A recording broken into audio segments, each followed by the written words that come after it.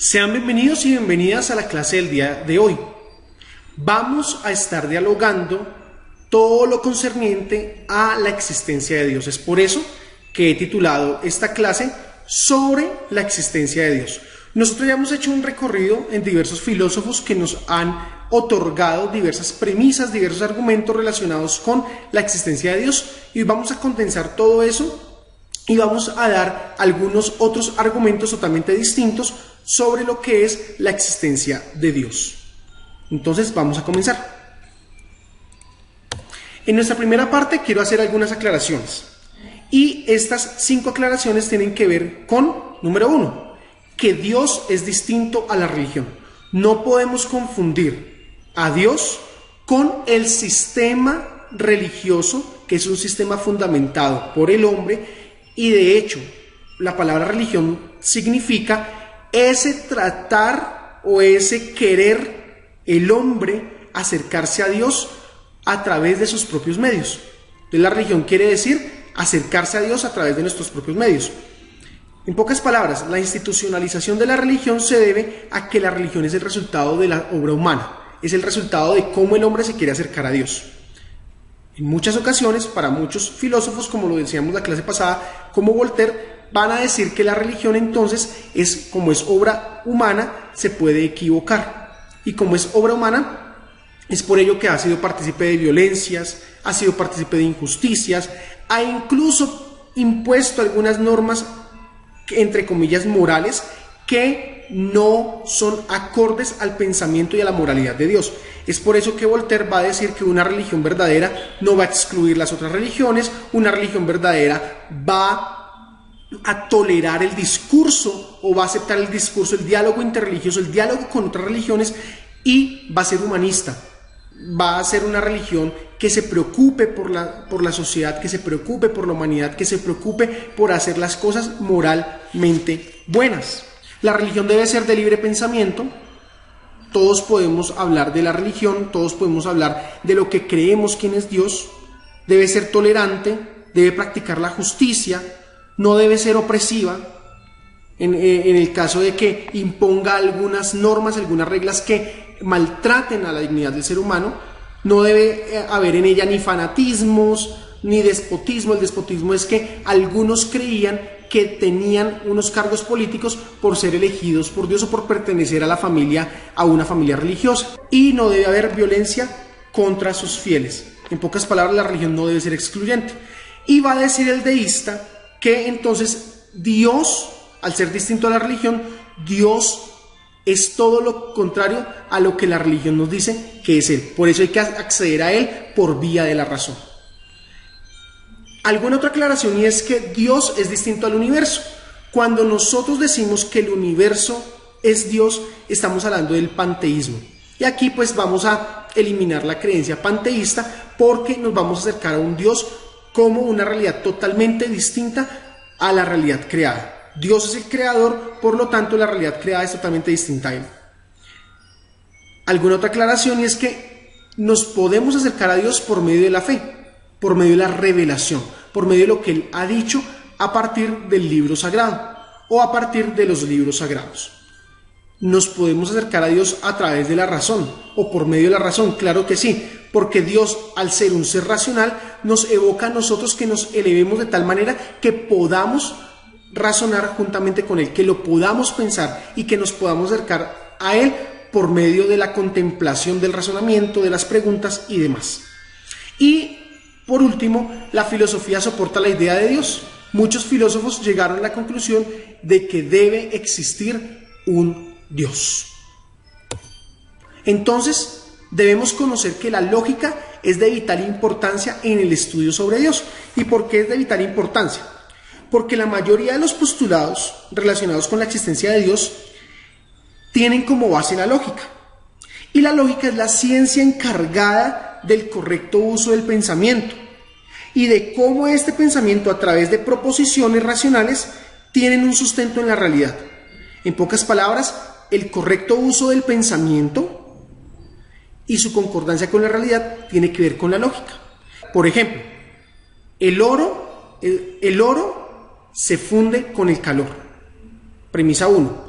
Premisa 2. La plata se funde con el calor. La conclusión, ¿cuál es?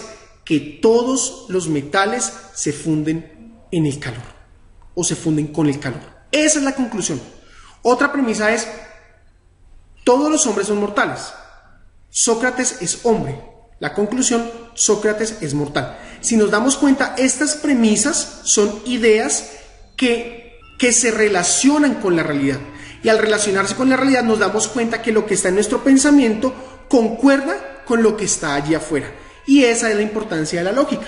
Es por ello que la lógica o el correcto uso del pensamiento nos va a llevar a concluir o nos va a llevar a acercarnos a ciertas ideas relacionadas con Dios.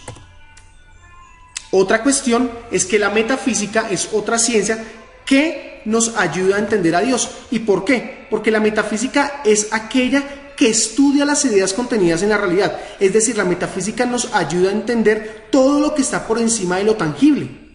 Dios, al ser un ser espiritual, se tiene que estudiar por vía de la metafísica y no por vía del método científico, porque el método científico va a estudiar todo aquello que está en nuestra realidad, todo aquello que es tangible, va a estudiar sus propiedades y demás, pero solamente de lo que está en el universo, de lo que se puede observar, mientras que la metafísica nos lleva a través del estudio de la realidad, nos lleva a conocer que hay una realidad superior.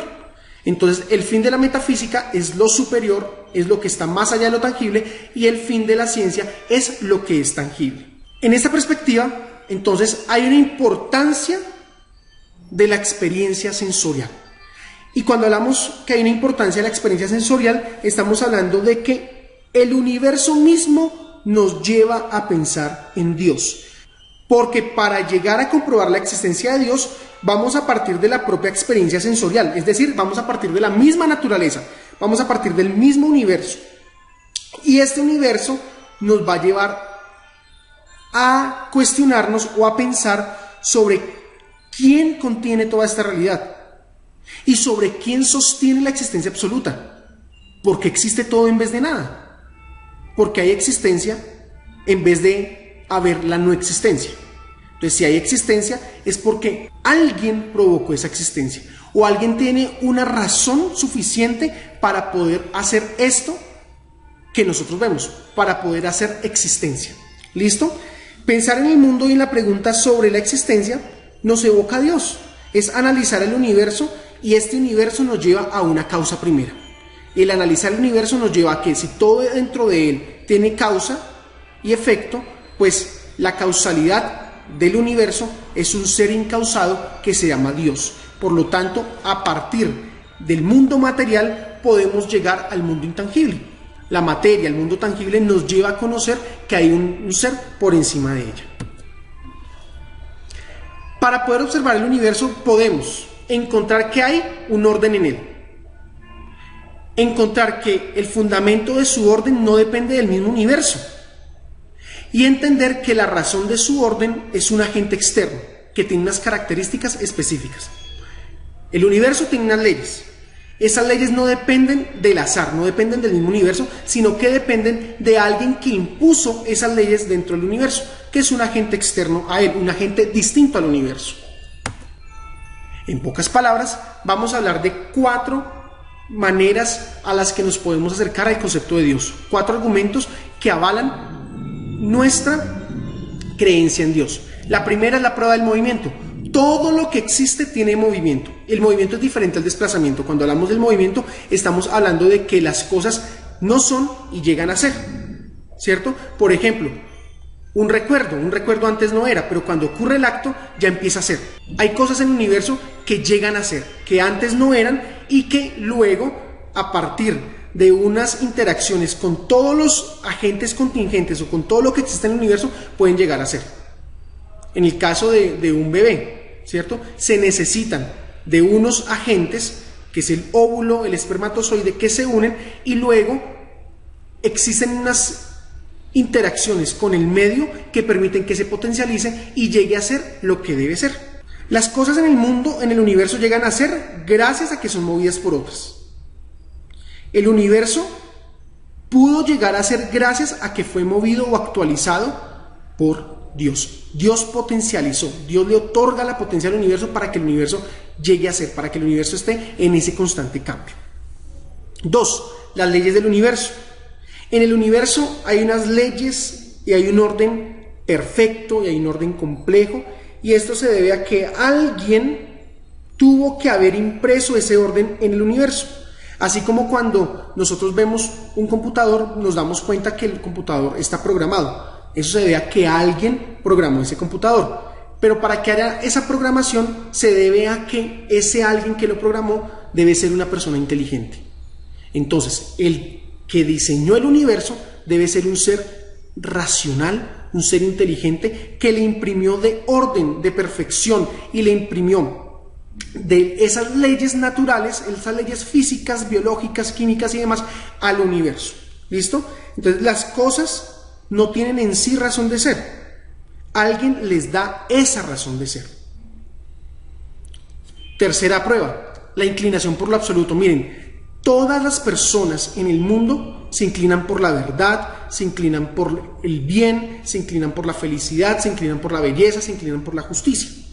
Y esto se debe a que como en el mundo las buscan y no las pueden encontrar en su plenitud, en su perfección, la verdad, la justicia y todas esas ideas perfectas deben estar por fuera del mundo.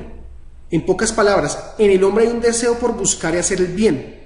Se siente feliz con ello y por eso se eleva a tal punto de que quiere buscarlo en una realidad distinta a esta. Y esa realidad es Dios. Nosotros no podríamos buscar el bien si no existiera. No podríamos buscar el bien absoluto o la belleza o la justicia absoluta si no existiera. El hombre se siente atraído por esas ideas porque ellas existen. Así como en la física dice que un cuerpo grande atrae cuerpos pequeños, nos podemos dar cuenta que el bien supremo atrae a los seres humanos. ¿Listo? Porque el ser humano se siente atraído por ello. Bueno, y por último está la prueba moral. Y la prueba moral es que todos los seres humanos somos malos. Y al ser malos, pues resulta sencillo seguir haciendo lo malo. ¿Por qué existen en ciertas sociedades o en ciertos seres humanos esa actitud moral de querer hacer lo bueno? Debe ser porque hay un Dios que le otorgó al ser humano esa razón y esa moralidad para que él haga lo bueno. Si en verdad Dios no existiera, no existirían leyes morales que rigieran nuestro universo, porque es más fácil para el hombre hacer lo malo que hacer lo bueno. Y es por eso entonces que llegamos a la conclusión de que la prueba moral es que existen unas leyes, así como existen leyes físicas y demás, existen unas leyes dentro de la sociedad porque el ser humano quiere hacer lo bueno. Y como el ser humano quiere hacer lo bueno, es porque hay un rastro de Dios en él, o porque hay alguien que ha impuesto una razón que le lleva al hombre a concluir que debe vivir moralmente y en armonía con los demás. Nos vemos entonces en una siguiente ocasión y que Dios los bendiga.